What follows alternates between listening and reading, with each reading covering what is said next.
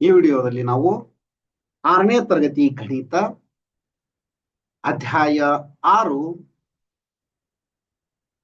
ಸುತ್ತಳತೆ ಮತ್ತು ವಿಸ್ತೀರ್ಣದಲ್ಲಿ ತ್ರಿಭುಜದ ವಿಸ್ತೀರ್ಣವನ್ನ ನೋಡೋಣ. ತ್ರಿಭುಜದ ವಿಸ್ತೀರ್ಣ ಮತ್ತು ತ್ರಿಭುಜದ ವಿಸ್ತೀರ್ಣಕ್ಕೆ ಸಂಬಂಧಪಟ್ಟ ಲೆಕ್ಕಗಳು, ತ್ರಿಭುಜದ ವಿಸ್ತೀರ್ಣ ಮತ್ತು ಆಯತದ ವಿಸ್ತೀರ್ಣಕ್ಕೆ ಇರುವ ಸಂಬಂಧ ಏನು ಎಂಬುದನ್ನ ಈ ವಿಡಿಯೋದಲ್ಲಿ ನೋಡೋಣ.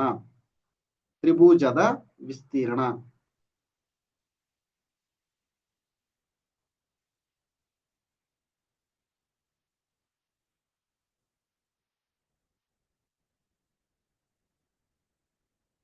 ನೋಡ್ರಿ, ಹಾಳೆಯ ಮೇಲೆ ಒಂದು ಆಯತವನ್ನ ರಚಿಸಿ. ನೋಡ್ರಿ, ರಚಿಸೋಣ. ಇದು ಒಂದು ಆಯತ, ಹೌದಾ?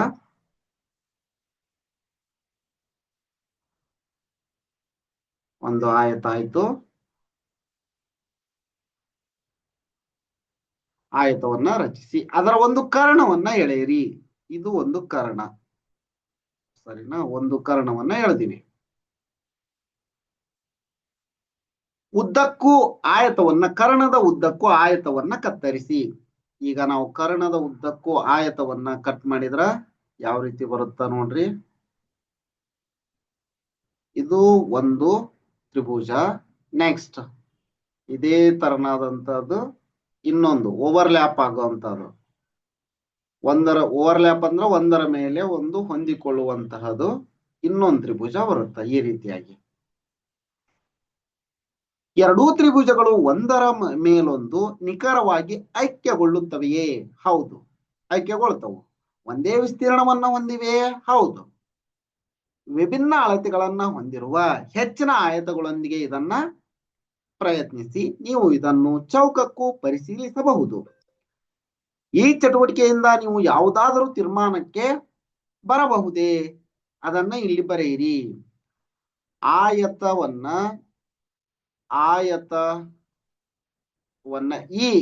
ಈ ಪ್ರಯೋಗದಿಂದ, ಅಂದ್ರೆ ಈಗ ಹಾಳಿಯ ತಗೊಂಡು ಮಾಡಿದ್ವಲ್ಲ, ಇದರಿಂದ ಮಾತ್ರ ಹೇಳ್ತಾ ಇರೋದು. ಆಯತವನ್ನ ಅದರ ಒಂದು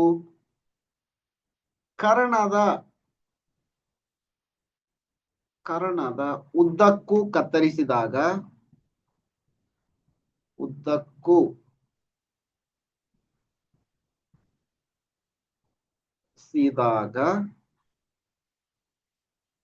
ಎರಡು ಸಮಾನ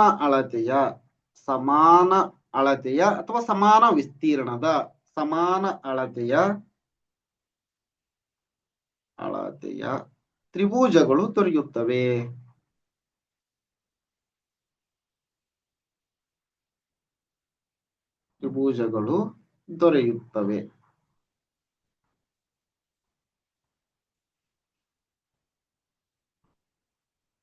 ಇದು ತೀರ್ಮಾನ.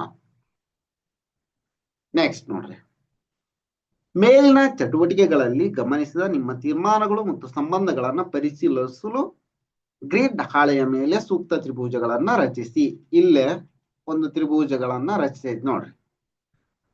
ಗ್ರಿಡ್ ಹಾಳೆಯನ್ನು ಉಪಯೋಗಿಸಿ ಯಾವುದೇ ಆವೃತ ಆಕೃತಿಯ ವಿಸ್ತೀರ್ಣವನ್ನ ಲೆಕ್ಕಾಚಾರ ಮಾಡಲು ಹಿಂದಿನ ತರಗತಿಗಳಲ್ಲಿ ನೀವು ಅರ್ಥೈಸಿಕೊಂಡಿರುವುದನ್ನ ಬಳಸಿ ಮತ್ತು ಇಲ್ಲಿ ಹೇಳ್ಯಾರ, ನೀಲಿ ತ್ರಿಭುಜದ BAD ಯ ವಿಸ್ತೀರ್ಣ, ತ್ರಿಭುಜ BAD ಯ ವಿಸ್ತೀರ್ಣವನ್ನು ಕಂಡುಹಿಡಿಯಿರಿ. ನಮ್ಗ ಗೊತ್ತು, ತ್ರಿಭುಜದ ವಿಸ್ತೀರ್ಣ ಇಸ್ ಈಕ್ವಲ್ ಟು ತ್ರಿಭುಜದ ವಿಸ್ತೀರ್ಣ ಇಸ್ ಈಕ್ವಲ್ ಟು 1/2 ಪಾದ ಇಂಟು ಬೇಸ್ ಇಂಟು ಹೈಟ್ ಅಂತ ಹೇಳ್ತೀವಿ. ಪಾದ ಇಂಟು ಎತ್ತರ, ಸರಿನಾ? ಈಗ ನೋಡ್ರಿ, 1/2 ಆಸ್ ಇಟ್ ಈಸ್ ಇರ್ತೀವಿ.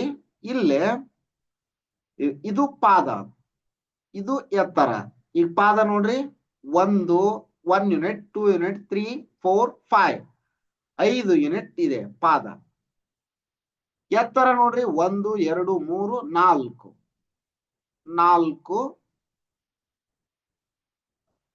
ಯೂನಿಟ್ಸ್, 4 ಮಾನಗಳು ಇದೆ. 2 1 2 2 ಅಂದ್ರ 5 × 2 ಇಸ್ ಈಕ್ವಲ್ ಟು 10 ಒಂದು ಮಾನ ಇಸ್ ಈಕ್ವಲ್ ಟು ಒಂದು ಮಾನ or 1 unit is equal to 1 centimetre ಅಂತ ತಗೊಂಡ್ಕೊಂಡಾಗ ಇದನ್ನ 10 ಸೆಂಟಿಮೀಟರ್ ಸ್ಕ್ವೇರ್ ಅಂತ ಬರಿಬಹುದು. 10 ಸೆಂಟಿಮೀಟರ್ ಸ್ಕ್ವೇರ್ ಅಂತ ಬರ್ತೀವಿ. ಚದರ್ ಸೆಂಟಿಮೀಟರ್ 10 ಚದರ್ ಸೆಂಟಿಮೀಟರ್ ಅಂತ ಬರಿತೀವಿ. ನೆಕ್ಸ್ಟ್ ಕೆಂಪು ತ್ರಿಭುಜ ಎ ಬಿ ಯ ವಿಸ್ತೀರ್ಣವನ್ನ ಕಂಡುಹಿಡಿಯಿರಿ. ಸೇಮ್ ಇದ ತ್ರಿಭುಜದ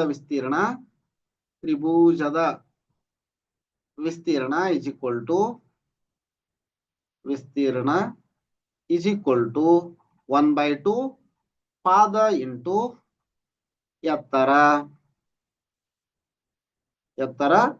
ನೋಡ್ರಿ ಎ ಬಿ ಇ ಇಲ್ಲೇ ಎ ಬಿ ಇ ಇಲ್ಲೇ ಇದೆ ನೋಡ್ರಿ. ಎ ಬಿ ಇ ಪಾದ ಇದೇ ಪಾದ ಎ ಬಿ ಪಾದ ಆಯ್ತು. ಎಷ್ಟು? 1 2 3 4 5 ಮಾನಗಳಿದೆ. Is equal to 1/2 into 5 into ಎತ್ತರವನ್ನ ನೋಡೋದಾದ್ರ ಇದು ಎತ್ತರ 1 2 3 4 ಮಾನಗಳಾಗುತ್ತ. 4 2 1 2 2 ಅಂದ್ರ 5 into 2 is equal to 10 centimetre square. ಒಂದು ಮಾನ ಇಸ್ ಈಕ್ವಲ್ ಟು 1 ಸೆಂಟಿಮೀಟರ್ ಅಂತ ತೆಗೆದುಕೊಂಡಾಗ 10 ಸೆಂಟಿಮೀಟರ್ ಆಗುತ್ತ. ಈಗ ಎ ಬಿ ಸಿ ಡಿ ಆಯತದ ವಿಸ್ತೀರ್ಣ ಕಂಡುಹಿಡಿಯಿರಿ ಅಂತ ಹೇಳಾರ. ಆಯತದ ವಿಸ್ತೀರ್ಣ ಇಸ್ ಈಕ್ವಲ್ ಟು ಉದ್ದ ಇಂಟು ಅಗಲ ಅಂತ ನಮ್ಗೆ ಸೂತ್ರ ಗೊತ್ತಿದೆ. ಉದ್ದ ಇಂಟು ಅಗಲ, ಸರಿನಾ? ಉದ್ದ ಇಂಟು ಅಗಲ. ಇವಾಗ ನೋಡ್ರಿ, ಉದ್ದ ಇಂಟು ಅಗಲ.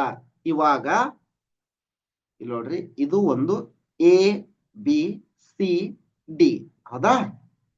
ಉದ್ದ ಎಷ್ಟಿದೆ? ಉದ್ದ 1 2 3 4 5 ಮಾನಗಳು. ಉದ್ದ 5 ಮಾನಗಳು. ಅಗಲವನ್ನು ನೋಡೋದಾದ್ರ 1 2 3 4 ಮಾನಗಳು.